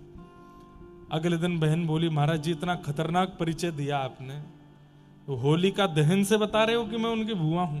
अरे मैंने की दो भाव हो सकते हैं, एक तो ठाकुर जी संकेत कर रहे हैं, कभी कभी हम लोग भी तो विनोद करते हैं अपने बड़ों के साथ, तो ठाकुर जी विनोद कर रहे हैं, बोले हम तुमको बुआ मानते हैं, तुम हमारे। आपको बुआ मानने का मतलब क्या है? आपके पिताजी को ठाकुर जी अपना भाई मानते हैं, इसलिए आपको बुआ मानते हैं।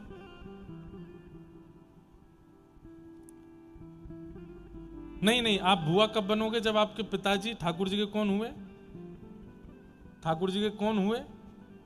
या तो जैसे नंद बाबा की तरह आपके माता पिता की प्रति माता पिता का भाव हो, और आप कहो कि हमारे माता पिता में तो इतनी भक्ति नहीं, तो क्या पता आपके किसी बहन भाई ने ठाकुर जी को अपना संबंध उस भाव से स्थापित कर रखा हो। आपको कोई संबंधी भी ठाकुर जी को अगर संबंधी मानता है, उस नाते से भी आप संबंधी ठाकुर जी के हो जाते हो। जैसे मान लीजिए कि मैं ठाकुर जी को सखा मानता हूं, तो मेरे संबंध के जितने लोग हैं ठाकुर जी का उनसे भी वही संबंध हो जाएगा। मेरे सखा हैं तो मेरे मित्रों के भी ठाकुर जी सखा हो जाएंगे, मेरे से संबंध रखने वालों के भी ठाकुर जी से कोई ना कोई उन्हीं भावों के संबंध होते चले जाएंगे। ठाकुर जी इस भाव से संबंध निर्वहन करते हैं। संबंध मानो, और संबंध मानना ही परम धर्म है, और श्रीमद् भागवत परम धर्म ही सिखाती है। अभी तक आप धार्मिक थे, 7 दिन कथा श्रवण के बाद आप परम धार्मिक हो जाओगे, ठाकुर जी से आपका कोई संबंध हो जाएगा, ठाकुर जी को आपके कुछ हो जाएंगे। एक भक्त हुए श्री प्रयागदास जी, एक दिन अपने सखाओं के साथ खेल रहे थे, तो अपने मित्रों के हाथ में खूब सारी राखी देख करके उन्होंने उनसे पूछा, बोले ये क्या पहन के आए हो? तो उन्होंने कहा ये राखी है, हमारी बहन ने पहनाई है। बोले बहन क्या होती है? बोले अरे हमारी मातृ गर्भ से हम जन्मे, हमारी माता के गर्भ से ही जो और जन्म लेते हैं, या तो वो भाई होते हैं या बहन होते हैं। तो बोले मेरी बहन तो है नहीं। बोले होगी, माँ से पूछो। एक दिन अपनी माँ से जाके पूछने लगे, माँ मेरी बहन कहाँ है? अब बहन तो थी नहीं, रोने लगे। अब छोटे प्रयागदास जी को कैसे समझाएं? तो माँ ने कह दिया तेरी बहन सियाजू है। अच्छा मेरी बहन कहाँ है? बोले उनका ब्याह हो गया। बोले किन से हुआ? बोले राघव जी से हुआ। बोले राघव जी कौन है? बोले वो तुम्हारे जीजा जी हैं। अच्छा मेरी बहन कहाँ है? बोले वो अयोध्या ब्याह के चली गई हैं, अयोध्या उनका ससुराल है, अयोध्या में रहती हैं। माँ तो फिर रक्षाबंधन पे मेरी बहन क्यों नहीं आई? बोले कि अब बहुत बड़े कुल में ब्याह हो गया, भूल गई होगी। बोले ऐसे कैसे भूल गई? अपने भाई को भूल गई? और मैं इतना बड़ा हो गया आज तक मेरी बहन आई क्यों नहीं? माँ मेरी बहन भूल गई, लेकिन मैं तो नहीं भूला। मैं अपनी बहन को मिलने जाऊं? माँ ने कहा ठीक है जाओ। माँ मैं खाली हाथ नहीं जाऊंगा, कुछ बना दो। तो माँ ने हलवा बना दिया और छोटे से प्रयागदास जी चले गए अयोध्या। माँ से पूछ के गए थे, मुझे कैसे पता चलेगा मेरी बहन कौन सी?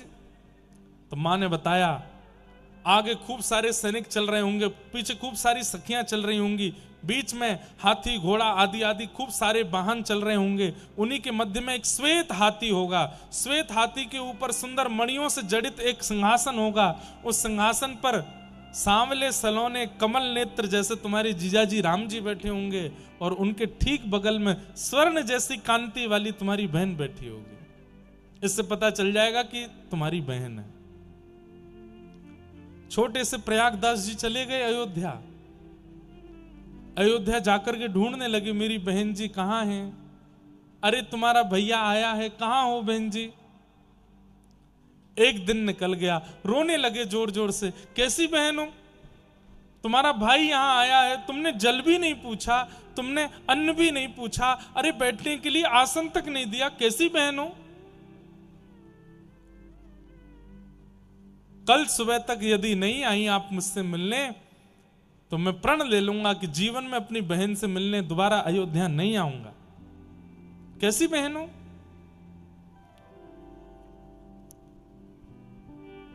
रात भर रोते रहे, मेरी बहनियां कहां हैं, मेरी बहन जी कहां है, मेरी बहन कहां है।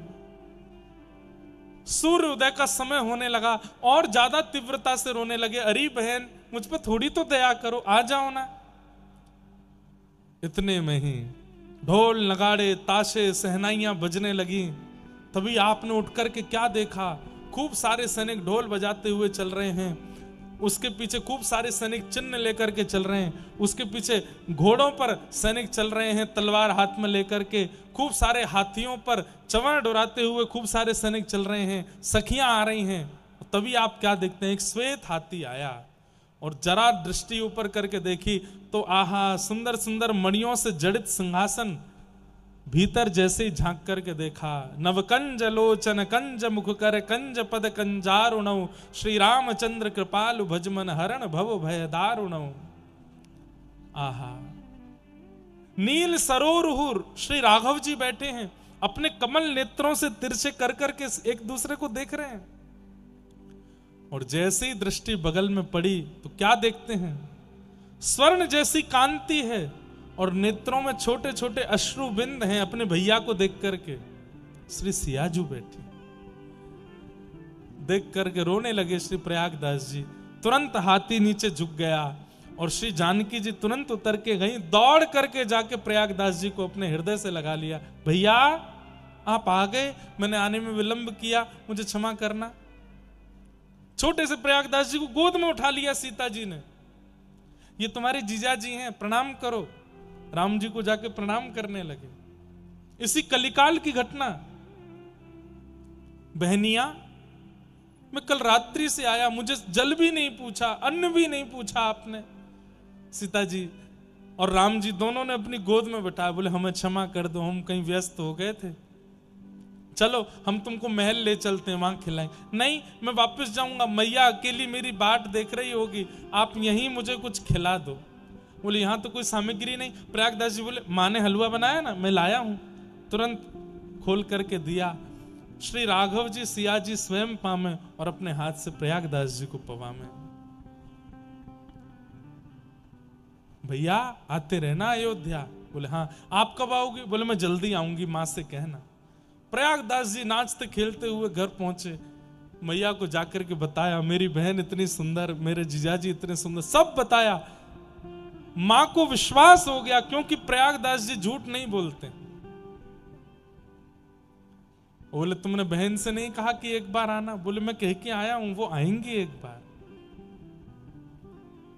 और कभी कालांतर में कृपा हुई और सियाजू ने उनकी मां को भी दर्शन दिए। संबंध, इसे कहते हैं परम धर्म। आप नियमित रूप से मंगलवार हनुमान जी जाते हो तो आप धार्मिक हो, लेकिन जब मन करता है तब हनुमान जी के पास चले जाते हो, ये परम धार्मिक हो। आप नियमित रूप से सोमवार के दिन शिव जी की आराधना करते हो, आप धार्मिक हो। पर जब इच्छा होती है तब शंकर जी के पास चले जाते हो, ये परम धर्म है। आप केवल शनिवार रविवार को बरसाना, नंदगांव, गोवर्धन, वृंदावन जाते हो तो आप धार्मिक हो, लेकिन जब मन करता है आधी रात वृंदावन पहुंच जाते हो तो आप परम धार्मिक हो।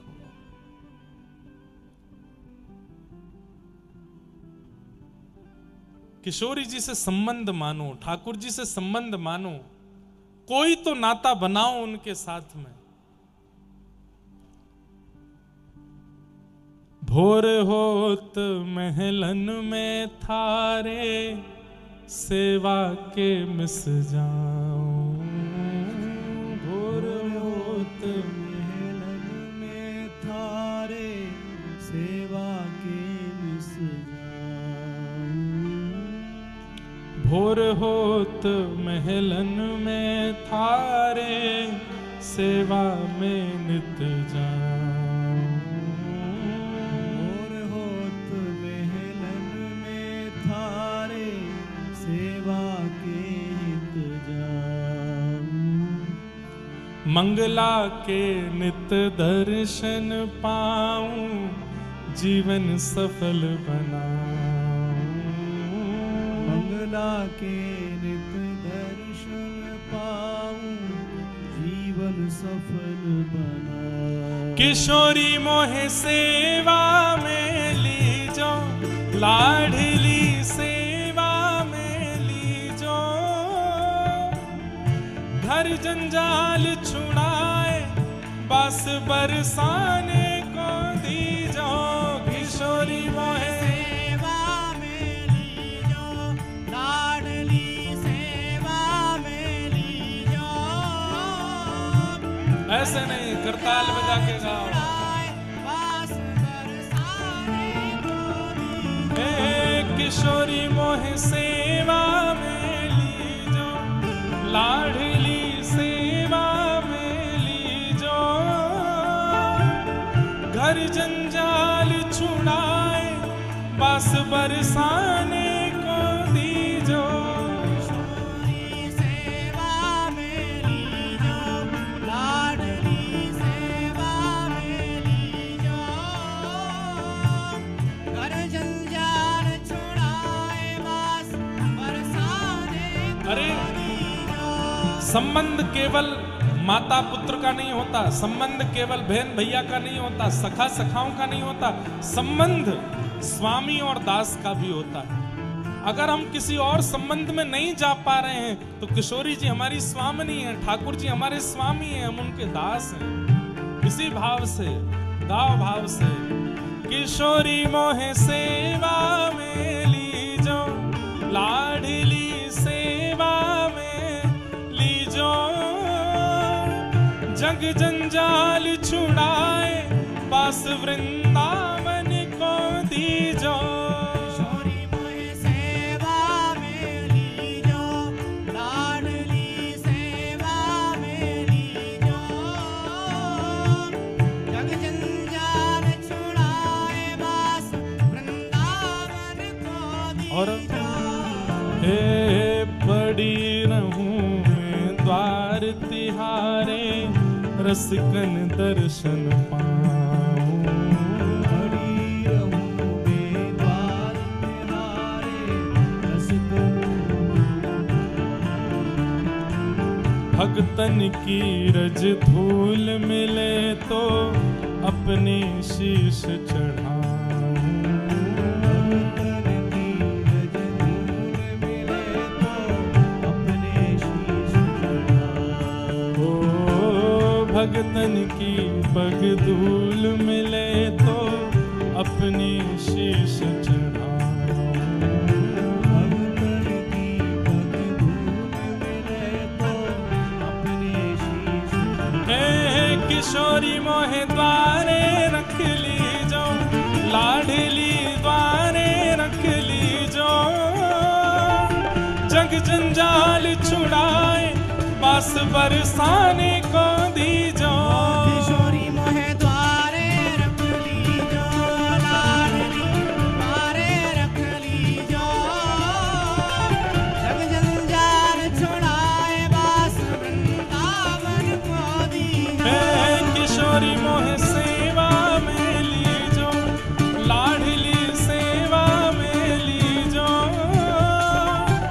जग जंजाल छुड़ाए वास वृंदावन को दीजो। किशोरी मोहे सेवा में लीजो, लाडली सेवा में लीजो। जग जंजाल छुड़ाए वास वृंदावन को दीजो। राधे राधे राधे राधे राधे जय श्री राधे। राधे राधे राधे राधे राधे जय श्री राधे। राधे राधे राधे राधे राधे जय श्री राधे। राधे राधे राधे राधे राधे जय श्री राधे। जय जय श्री राधे जय जय श्री राधे। जय जय श्री राधे जय जय श्री राधे। जय जय श्री राधे जय जय श्री राधे। जय जय श्री राधे जय श्री राधे राधे राधे राधे राधे जय श्री राधे। राधे राधे राधे राधे राधे जय श्री राधे। बल बरसाने वाली की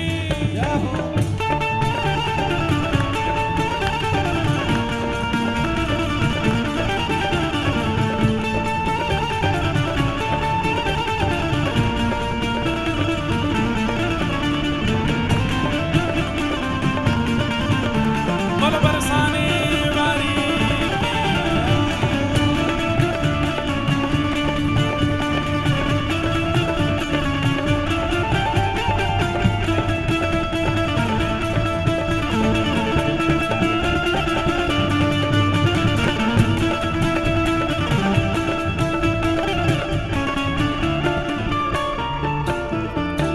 भूख लगे तो ब्रजवासिन सो टूक मांग के खाऊं।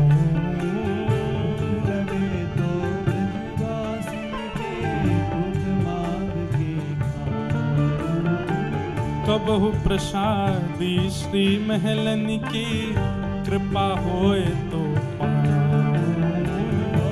प्रसादी श्री महलन की कृपा होए तो ओ कबहु प्रसादी श्री महलन की कृपा होए तो पाऊं। कबहु प्रसादी श्री महलन की कृपा होए तो किशोरी मोरी विनय मान लीजो, लाडली विनय मान लीजो। जग जंजाल छुड़ाए वास वृंदावन को दीजो। किशोरी मेरी विनय मान लीजो, लाडली विनय मान लीजो। जग जंजाल छुड़ाए वास वृंदावन को दीजो। किशोरी मोह सेवा में लीजो, लाडली सेवा में लीजो। जग जंजाल छुड़ाए वास वृंदावन को दीजो। किशोरी मोहे सेवा में लीजो, लाडली सेवा में लीजो। जग जंजाल छुड़ाए वास वृंदावन को दीजो। राधे राधे राधे राधे राधे जय श्री राधे। राधे राधे राधे राधे राधे जय श्री राधे। राधे राधे राधे राधे राधे जय श्री राधे। राधे राधे राधे राधे राधे जय श्री राधे। ओ जय जय श्री राधे जय जय श्री राधे। जय श्री राधे जय जय श्री राधे। जय जय श्री राधे जय जय श्री राधे। जय जय श्री राधे जय जय श्री राधे। ओ राधे राधे राधे राधे राधे जय श्री राधे। राधे राधे राधे राधे राधे जय श्री राधे। राधे राधे राधे राधे राधे जय श्री राधे। राधे राधे राधे राधे जय श्री राधे। राधे राधे रटू निरंतर तेरे ही गुण गाऊं। राधे राधे रटू निरंतर गाओ। तेरे ही राधे राधे रटू निरंतर तेरे ही गुण गाऊं। राधे राधे रटू निरंतर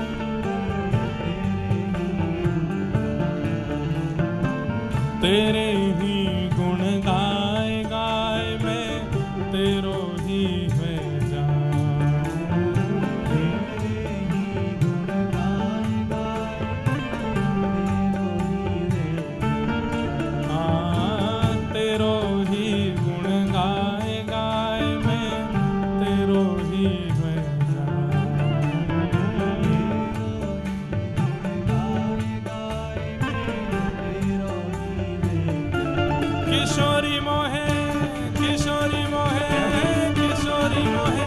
अपनो कर लीजो, लाडली अपनो कर लीजो। जग जंजाल छुड़ाए बस वृंदावन को दीजो। अपनो कर लीजो, लाडली अपनो कर लीजो। जग जंजाल छुड़ाए बस वृंदावन को दीजो। हे किशोरी मोहे अपनो कर लीजो, लाडली अपनो कर लीजो। जग जंजाल छुड़ाए बस बरसाने को दीजो। अपनो कर लीजो, लाडली अपनो कर लीजो। जग जंजाल छुड़ाए बस वृंदावन को दीजो। हे किशोरी मोहे सेवा में लीजो, लाडली सेवा में लीजो। जग जंजाल छुड़ाए वास वृंदावन को दीजो। सेवा में लीजो, लाडली सेवा में लीजो। जग जंजाल छुड़ाए बस वृंदावन को दीजो। हे जय राधे राधे, राधे राधे, श्री राधे राधे, राधे राधे, जय राधे राधे, राधे श्री राधे राधे, जय राधे राधे, श्री राधे राधे, जय राधे राधे, श्री राधे राधे, जय राधे राधे, श्री राधे राधे, जय राधे राधे, श्री राधे राधे। ओम वृषभानु दुलारी, श्री कृष्ण प्यारी, बरसाने वाली, कीरत सुत प्यारी। जय राधे राधे, श्री राधे राधे, जय राधे राधे, श्री राधे राधे, जय राधे राधे, श्री राधे राधे, जय राधे राधे, श्री राधे राधे, जय जय श्री राम, जय जय श्री राम, जय जय श्री राम।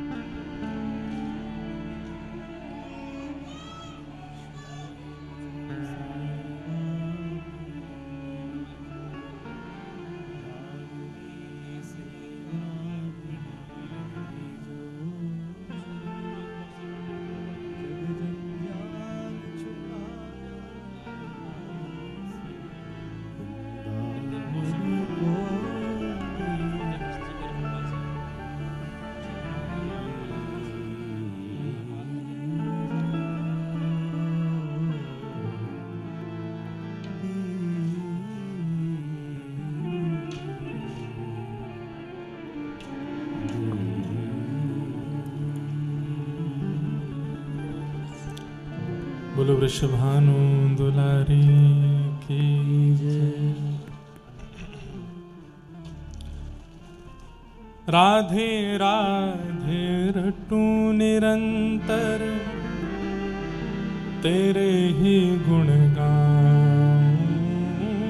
राधे राधे रटू निरंतर तेरे ही गुण गाऊं।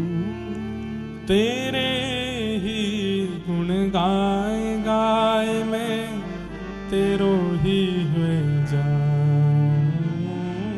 तेरे ही गुण गाए गाए में तेरो ही भेजा।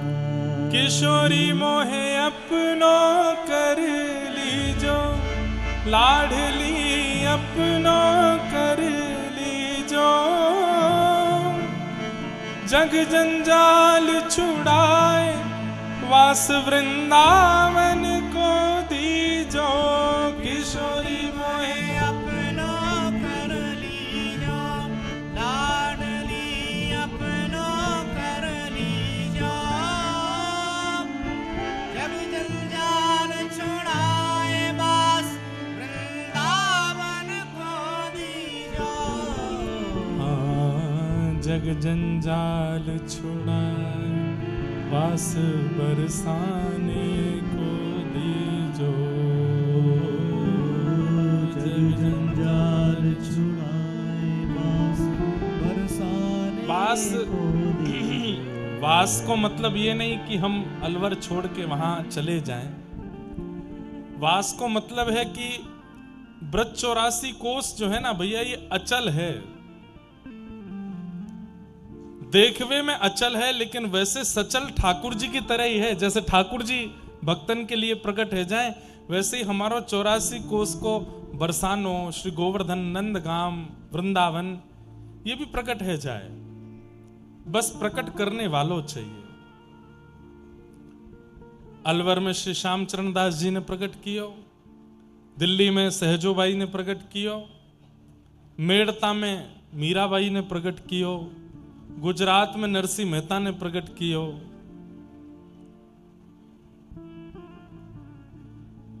बंगाल में श्रीमन चैतन्य महाप्रभु ने प्रकट कियो, दक्षिण में शंकराचार्य जी ने प्रकट कियो। सब जगह प्रकट करने वाले होने चाहिए। यह धाम तो सचल है, बस प्रकट करने वालों है जाए तो ये प्रकट है जाए, अपने आप प्रकट है जाए। ऐसो वास हमें मिले। वो कैसे मिलेगो? संबंध से मिलेगो। ठाकुर जी के प्रति कोई संबंध मानो, ठाकुर जी हमारे कुछ हैं, ये विश्वास चित्त में रखो। आज हमारे मध्य में श्री दिनेश फलाहरी जी महाराज आए हैं, जो कि हमारे श्री कृष्ण जन्मभूमि मंदिर के लिए केस के मुख्य पक्षकार हैं, और जिन्होंने फलाहार ग्रहण किया है कि जब तक मथुरा में कृष्ण जन्मभूमि का निर्माण नहीं हो जाएगा तब तक फलाहार करेंगे। ऐसे आपके साथ में सब अलवर की जनता भी जुड़े, और आपके इस सहयोग में, आपके इस भाव में हम सब लोग भी अपनी भूमिका निभाएं, क्योंकि ठाकुर जी तो हम सबके हैं, अकेले आपके नहीं हैं। कृपा करें ठाकुर जी, और जल्दी ही हमारी कृष्ण जन्मभूमि पुनः स्थापित हो, ऐसी भावना है। तो हम निवेदन कर रहे थे,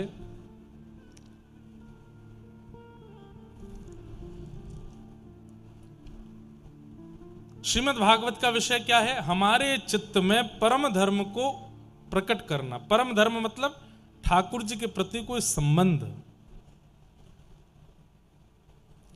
अब संबंध कोई भी हो सकते हैं। अब कई माताएं बहनों को ठाकुर जी के प्रति पुत्र का भाव होता है, पर एक बात याद रखिएगा, संबंध चाहे जो, मान लीजिए कि मर्यादित संबंध ठाकुर जी से बनाना पड़ेगा। आप एकांत में जैसे चाहे ठाकुर जी के प्रति व्यवहार करो, पर जैसे ही दिखे कि समाज संसार देख रहा है तो आपको मर्यादा का ध्यान रखना पड़ेगा।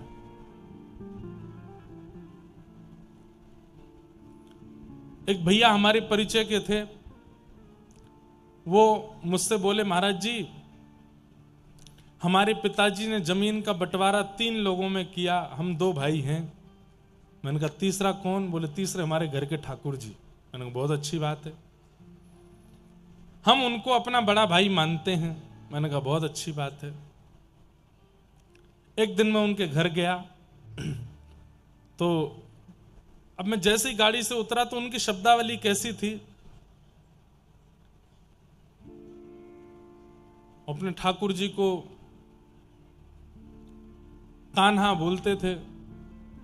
तो मुझसे बोले, सुबह से खड़ा है कान्हा, और खड़ा खड़ा परेशान हो गया है, हमने उससे 1000 बार कह ली तू सो जा, मान ही नहीं रहा है। मैंने तो एक बार हाथ भी दिखा दिया, मैंने कहा धर दूंगा अभी, सो जा। तो मुझे लगा कि शायद कोई घर के बालक की बात कर रहे होंगे, लेकिन आप इतने विलंब से आए, वो अभी तक खड़ा है। मैंने कहा चलो भीतर। हमने की कहाँ है कहना, तो मंदिर की ओर इशारा करके ठाकुर जी को देखो, ये खड़ा, सुबह से बोल रहा हूं सो जा, सो ही नहीं रहा है। हमने धीरे से कुछ कहा तो नहीं, लेकिन मन में थोड़ा क्षोभ हुआ कि आप उनके प्रति जो भी भाव रखते हो अपने तक रखो। समाज संसार के लोग जब आपके सामने आए तो वहां उसको उद्घाटित मत करो। संबंध में एक बात का ध्यान रखना बहुत जरूरी है, संबंध जितना गोपनीय रखा जाता है उतना बढ़ता है। संबंध का जितना प्रकाश कर दिया जाता है उतनी जल्दी संबंध खत्म होने लगता है। इसलिए संबंध को गोपनीय रखो, प्राइवेसी रखो संबंध के प्रति। आपका बालक बहुत अच्छा कुछ बन गया है, ढिंडोरा मत पीटिए पूरे नगर में, नजर लग जाएगी एक दिन। अरे पड़ोसियों को भी नहीं पता चले कि वो जो जिसका नाम चल रहा है वो आपका पुत्र है। ऐसे संबंधों को रखो। मतलब हमारे बस एक बताने की बात है, संसार के प्रति भी यही भावना रखो, ठाकुर जी के प्रति भी ऐसे ही रहो। बल्कि ठाकुर जी के प्रति तो विशेष संबंधों को गोपनीय रखो, बहुत ज्यादा उसका प्रचार मत करो, क्योंकि प्रचार करने से संबंध हल्का पड़ने लगता है। लेकिन संबंध युक्त जो प्रेम लक्षणा भक्ति है वही परम धर्म है। श्रीमद् भागवत परम धर्म सिखाती है। अच्छा, दूसरी बात, इस परम धर्म का अधिकारी कौन है? तो कहते हैं निर्मत सराणाम सताम। बहुत ध्यान से सुनिएगा। ठाकुर जी से संबंध बनाने का अधिकार, ठाकुर जी की प्रेम लक्षणा भक्ति करने का अधिकार किसके पास है? बोले जिसके अंदर मात्सर्य दोष नहीं है। मात्सर्य दोष किसको कहते हैं?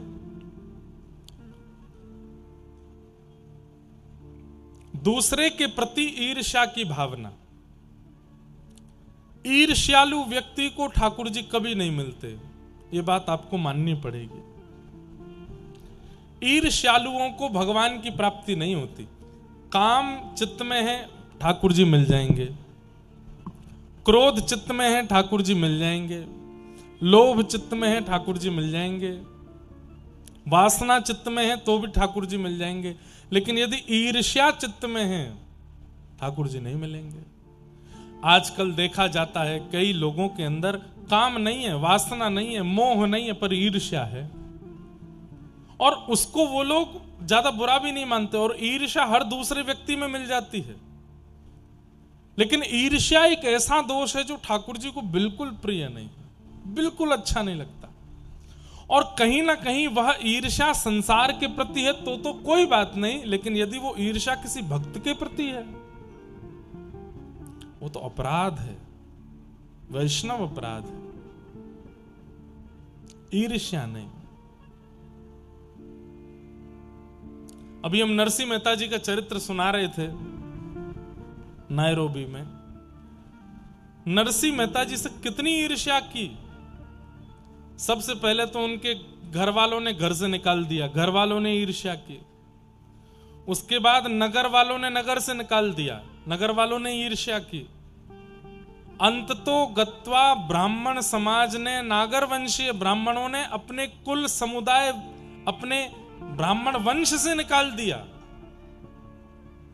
ऐसे नरसिंह मेहता के लिए 52 बार भगवान गए जूनागढ़ और जाकर के उनकी सेवा करके आए। ईर्ष्या के कारण सबने बुरा करने का प्रयास किया, पर नरसिंह मेहता का चित्त पवित्र था। ऐसी ऐसी ईर्ष्या की कथाएं आती, अनेक प्रयास किए, लेकिन उसके बाद भी नरसिंह मेहता का कुछ नहीं बिगड़ा।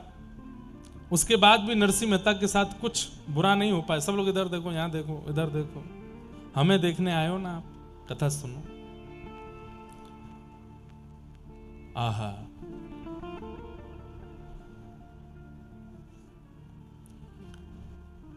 नरसिंह मेहता जी बैठे थे अपने घर में और नगर के लोग योजना ही बनाते रहते थे, क्या बुरा करें, क्या बुरा करें, क्या बुरा करें।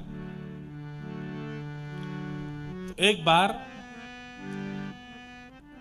अयोध्या से कुछ संत जन तीर्थ यात्रा के लिए निकले तो बद्रीनाथ, जगन्नाथपुरी, दक्षिण भारत, महाराष्ट्र, मध्य प्रदेश आदि सब जगह दर्शन करते हुए अंत में वे लोग द्वारिका जा रहे थे। और द्वारिका जाकर के उनको वहां पर अपना यात्रा विश्राम करके भंडारा करना था। तो अपने यजमानों से कुछ धन दक्षिणा इकट्ठी करी, लगभग 700 सोने की मोहर। जैसे जूनागढ़ पहुंचे, जूनागढ़ जाकर के उन्होंने कुछ लोगों से पूछना शुरू किया, भैया यहां कोई धनी मानी व्यक्ति हो जिसको हम अपने सोने की मोहर दे दें और वो हमें लिख करके हुंडी लिख दे और कि हम द्वारिका जाकर के किसी सेठ से मांग लें और वहां से वो मिले। हुंडी क्या है? एक प्रकार का चेक है। जैसे मैंने आपको 2-4 लाख रुपए दे दिए और आपने कहा कि महाराज जी आप वृंदावन जाएंगे, वहां मेरा एक मित्र मिलेगा, मैं लिख के दे देता हूं, हस्ताक्षर कर देता हूं, वो आपको 4 लाख रुपए वहां दे देगा। तो प्राचीन काल में चोर डकैतों से बचने के लिए लोग बाग बड़े शहरों में अपने धन रखवा देते थे और उनसे लिखवा लेते थे। उनका कोई मित्र वहां उतने पैसे दे देता था और फिर जब कभी वे दोनों मिलते तो आपस में अपना हिसाब कर लेते थे। तो इन संतों ने जाके कहा, भैया जूनागढ़ में कोई सेठ हो जो हमारी 700 सोने की मोहरों की हुंडी लिख दे। हुंडी लिखने वाले थे तो बहुत लोग, लेकिन उन ईर्ष्यालुओं ने क्या विचार किया? बहुत बढ़िया तरीका है। बोले क्या? ये नरसिंह मेहता के पीछे हम इतने दिन से पड़े हैं, इतनी बार इसको फंसाने का प्रयास किया, ये फंसता नहीं है। नरसिंह मेहता से ही हुंडी लिखवा दो। बोले कैसे करेंगे? बोले हम करते हैं। वो लोग बोले महाराज इतने सोने की मोहरों की हुंडी लिखने वाला एक ही व्यक्ति है पूरे जूनागढ़ में। बोले कौन? बोले नरसिंह मेहता। अच्छा, पर आपका काम हो नहीं पाएगा। बोले क्यों? बोले वो 1000 सोने की मोहर से नीचे हुंडी लिखते ही नहीं है। अरे भैया हमारा काम करवा दो। बोले अब तो एक ही तरीका है। बोले क्या? वो चाहे जितना मना करें, आप उनके चरणों में गिर जाना, चरणों में गिर के रोने लग जाना और अंततो गत्वा आप सोने की मोहर उनके हाथ में धर देना और अनशन व्रत पर बैठ जाना कि आप हमारी हुंडी लिखो, तभी आपका काम बनेगा। वे लोग सोच रहे थे कि नरसिंह मेहता के ये लोग पीछे पड़ेंगे, नरसिंह मेहता संत जान के हुंडी लिखेगा और फिर द्वारिका में कोई हुंडी देने वाला नहीं बचेगा, तो फिर संत लोग उसको मार पीट के मार देंगे, इसी से हमारा काम बनेगा। ऐसे ही ईर्ष्यालु संत जन पहुंच गए। संतों ने जाकर के नरसिंह मेहता से कहा, नरसिंह मेहता तो बड़े संतों की बड़ी सेवा करते थे। अच्छा, नरसिंह मेहता का स्वभाव था संतों को देखते ही चरण धोते थे, माला पहनाते थे, हृदय से लगाते थे। जैसे ही संत जन पहुंचे,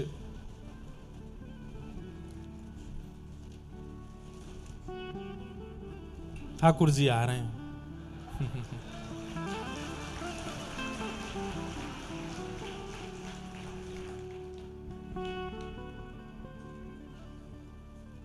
बस इतने ही आवे, इससे ज्यादा नहीं आवे। थोड़े थोड़े ही आओ, लेकिन आप लोग घबराना नहीं, हाँ बैठे रहो प्रेम से। संतों के जाकर के चरण धोए और प्रार्थना की। जोर से ही आ रहे हैं।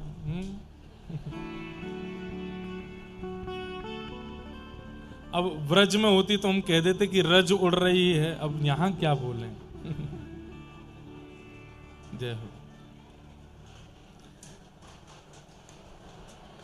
सब लोग ध्यान रखिएगा अपना।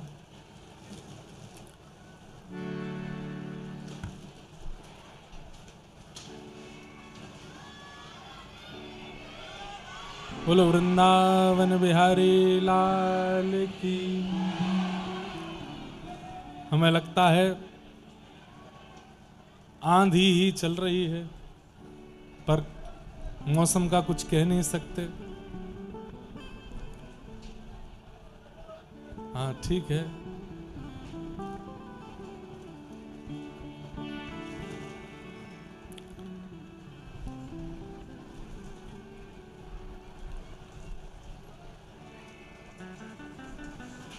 अब मन में भाव ऐसा है कि शेष कथा हम कल ही सुना देंगे, क्योंकि मौसम बहुत बिगड़ रहा है, सब लोगों को घर भी जाना है।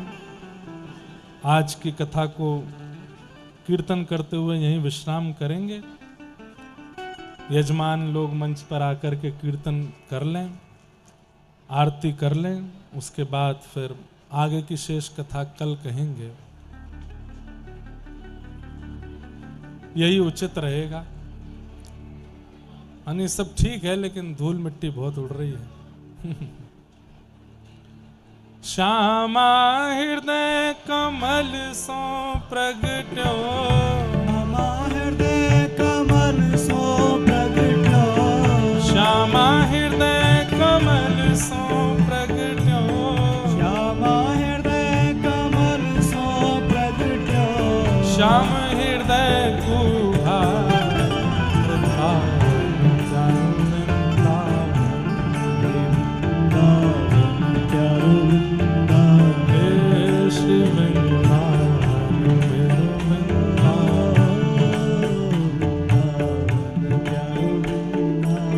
सब सुख सागर रूप उजागर रहे वृंदावन धाम, सब सुख सागर रूप उजागर रहे वृंदावन धाम। हे रूप गोस्वामी प्रगट कियो जहाँ, रूप गोस्वामी प्रगट कियो जहाँ, रूप गोस्वामी प्रगट कियो जहाँ, रूप गोस्वामी प्रगट कियो, राधा गोविंद रूप निधान, वृंदावन मेरो वृंदावन, हे श्री वृंदावन प्यारो वृंदावन, रूप गोस्वामी प्रगट कियो जहाँ, रूप गोस्वामी प्रगट कियो जहाँ, राधा गोविंद रूप निधान, वृंदावन मेरो वृंदावन। देखो, भुजा उठाओ दोनों। और किशोरी जी की इच्छा, आज ये जो मौसम बनो है, क्योंकि परसों ठाकुर जी को जन्म हेवे वारो है, हमारे इंद्र बरस रहे हैं। भुजा उठा के प्रेम से गाओ, हमारे माई श्यामा जू को राज, हमारे माई श्यामा जू को राज, हमारे माई श्यामा जू को राज, हमारे माई श्यामा जू को राज। अब हम कथा करके श्री जगन्नाथ जी को प्रणाम करने जा रहे हैं, उन्हीं से प्रार्थना करें। जगन्नाथ जगन्नाथ जगन्नाथ चकाने